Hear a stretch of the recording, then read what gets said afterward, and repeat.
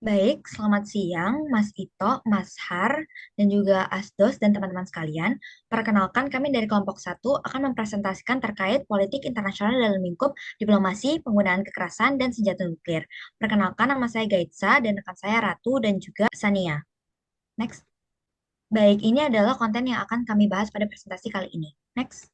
Jadi yang pertama adalah 4 fungsi dari kekerasan. Yang pertama itu ada defense, yaitu pertahanan, yang merupakan penggerakan kekuatan militer agar mampu untuk menolak serangan dan juga meminimalisir kerusakan pada diri sendiri apabila diserang.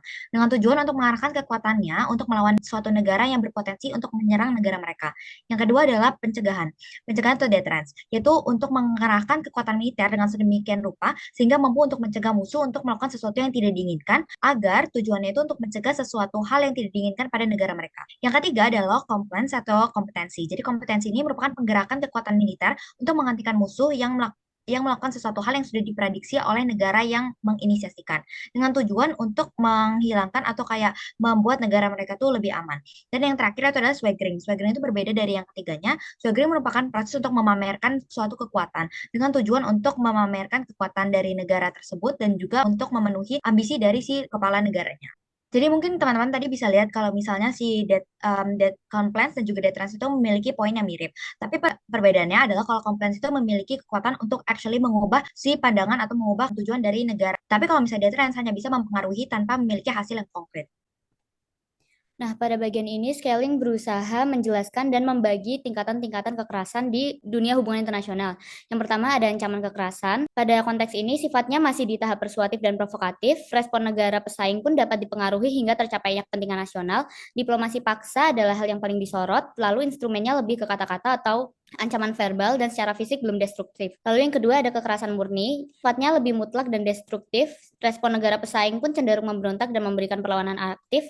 Kekuatan militer pun yang paling disorot, instrumennya lebih ke persenjataan dan hal-hal yang secara fisik lebih destruktif. Lalu pada bagian ini sekali meng-highlight 4 poin. Yang pertama ada peran kekerasan dalam hubungan internasional, yaitu peran kekerasan dalam menjadi manuver diplomasi paksa, lalu menjadi faktor penentu dalam negosiasi dan pemberian tawaran damai. Yang terakhir ada menjadi serangan. Lalu penggunaan kekerasan sebagai taktik militer. Kekerasan murni sering digunakan sebagai taktik militer untuk memaksa lawan. Penggunaan bom atom di Hiroshima dan Nagasaki merupakan contoh ekstrim dari kekerasan yang ditujukan langsung kepada negara itu sendiri. Lalu perbedaan kekuatan dalam HI, kekerasan murni atau ancaman kekerasan sering muncul dalam hubungan antara negara-negara yang tidak seimbang secara power. Lalu tingkat keefektifan kekerasan terbagi menjadi dua, yaitu kekerasan murni dinilai tidak efektif karena menciptakan kerusakan yang masif dan upaya perlawanan menuju peperangan yang lebih besar akan selalu ada. Lalu ancaman kekerasan dinilai jauh lebih efektif karena diplomasi paksa dapat mengubah atau memengaruhi keputusan negara lain. Lalu pada bagian ini menjabarkan 3 poin, yaitu perubahan sifat perang dengan kehadiran senjata nuklir. Senjata nuklir mengubah perang secara drastis dengan kekuatan penghancuran yang belum pernah terjadi sebelumnya. Mereka mempercepat eskalasi konflik dan mengubah cara pengambilan keputusan perang. Lalu yang kedua ada pergeseran fokus dalam konflik, segalanya berubah ketika senjata nuklir muncul. Senjata-senjata ini membawa ancaman yang tidak terduga di mana siapapun bisa menjadi target tanpa perlu menunggu kemenangan. Peran ancaman kekerasan dalam politik internasional. Ancaman kekerasan terutama lewat senjata nuklir kini menjadi kunci dalam politik global. Negara-negara tidak hanya mencari kemenangan militer tetapi juga ingin memengaruhi dan memaksa dengan kekuatan yang mematikan. Baik, selanjutnya adalah the utility of force today. Jadi itu power asset adalah comparison dan juga confusion. Kalau comparison sebenarnya tidak ada sistematika yang konkret dalam mengkomparasi si aset-aset negara. Tapi bisa dilihat dari eskalasi yaitu ekonomi yang pertama, politik yang kedua, lalu ketiga yaitu militer. Lalu yang kedua adalah conflicting sufficiency and vulnerability. Jadi ini tuh dijelaskan bahwa si keamanan atau misalnya si militer itu tidak bisa menjadi kayak satu-satunya tanduk untuk melihat suatu negara. Karena pertama militer itu tidak cukup untuk mencapai tugas yang ditetapkan, tidak ada aturan tradisional memadai, itu kekuatan militer memiliki nilai yang besar sehingga berkaitan dengan tugas satu dan lain. Jadi militer itu tidak bisa berdiri sendiri. Selanjutnya adalah how force achieve fungibility. Di sini ada dua konsep yaitu spillover effects. Yang pertama itu spillover effects. Nah, SOE ini mengacu pada hasil pertemuan militer yang mempunyai konsekuensi signifikan terhadap urusan non-militer.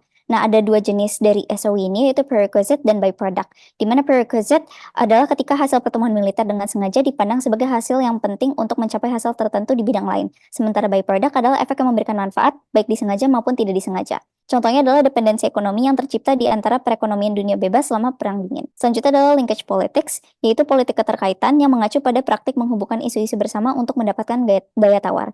Ada dua jenis, yaitu keterkaitan fungsional dan artificial linkage. Yang pertama yaitu keterkaitan di mana perubahan pada satu isu secara otomatis menghasilkan perubahan pada isu lain. Dan yang kedua, di mana hubungan yang dibuat antara dua permasalahan itu tidak menyebabkan hubungan sebab akibat. Dan contohnya adalah penetapan harga minyak dalam dolar.